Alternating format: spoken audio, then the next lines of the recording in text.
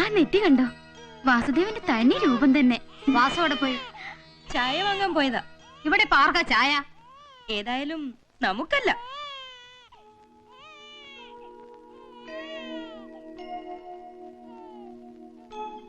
എടാ അപ്പു, നീ കണക്ക് വല്ലോ നോക്കിയോ? എന്ത് കണക്ക്? എടാ മണ്ട, വാസുദേവന്റെ കല്യാണം കഴിഞ്ഞിട്ട് ഇത് 9ാം മാസാ. ചിങ്ങം 4-നായിരുന്നല്ലേ അവന്റെ കല്യാണം. ചിങ്ങം തൊട്ട് ഇന്നേക്ക് ഇടവോ 9 വരെ 9 മാസം 2 ദിവസമല്ലേ ആയുള്ളൂ. നീ ഒന്ന് കൂട്ടി നോക്കിക്കേ. ഈ പറഞ്ഞ ശരിയാണല്ലോ. തൊലി വെളുത്ത പെണ്ണിനെ കെട്ടാൻ നടന്ന ഇങ്ങനെയൊക്കെ ഉണ്ടാവും.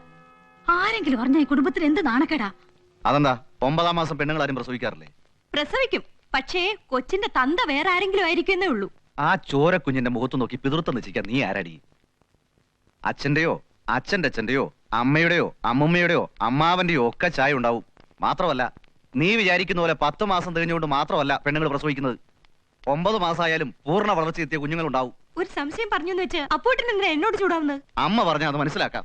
വയസ്സായി, ബുദ്ധിസ്ഥിരത കുറഞ്ഞുകൊണ്ടാണെന്ന് കരുതി ക്ഷമിക്കാം. കല്യാണം കഴിഞ്ഞ് പ്രസവിക്കാൻ കൂടി ഭാഗ്യമില്ലാത്ത നീ ഇല്ലാത്ത വർഷത്തിലെല്ലാം പറഞ്ഞൊരു പാവം പെണ്ണിനെ കണ്ണീര് കുടിപ്പിക്കരുത്. വാസുവിനാണെങ്കിൽ എന്തെങ്കിലും കേട്ടാ മതി. ഇനി ഇതുകൂടെ പറഞ്ഞ് അവൻ മനസ്സമാധാനം കളയണ്ട.